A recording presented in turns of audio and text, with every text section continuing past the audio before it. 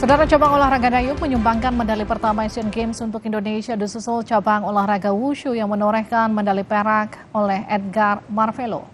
Pedayung tanah air Chelsea Kor Putih dan Mutiara Rahma Putri sukses menyumbang medali pertama untuk Indonesia dari nomor lightweight women double sculls.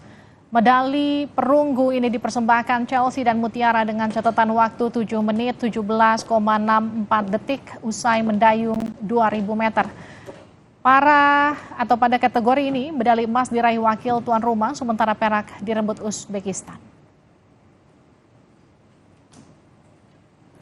Berdasarkan klasemen secara keseluruhan per tanggal 25 September 2023 pukul 4 sore, Indonesia berada di posisi ke-7 dengan raihan medali 1 emas, 1 perak, 4 perunggu. Hal tersebut membuat Indonesia jadi kontingen dengan raihan medali paling banyak di antara negara-negara ASEAN lain yang berpartisipasi di Asian Games ke-19 di Hangzhou, Tiongkok.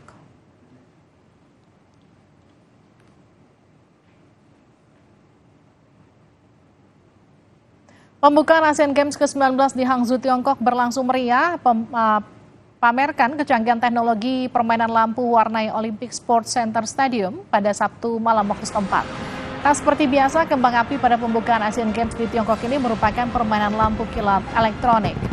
Pembawa obor berbentuk animasi 3 dimensi juga jadi atraksi yang memukau para penonton. Lebih dari 12.000 atlet dari 45 negara hadir memeriahkan pembukaan Asian Games ke-19 di Hangzhou, Tiongkok.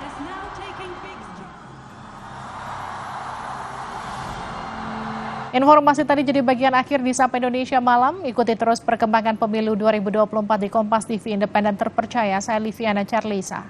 Dan saya Dilu Puspa. Terima kasih. Sampai jumpa.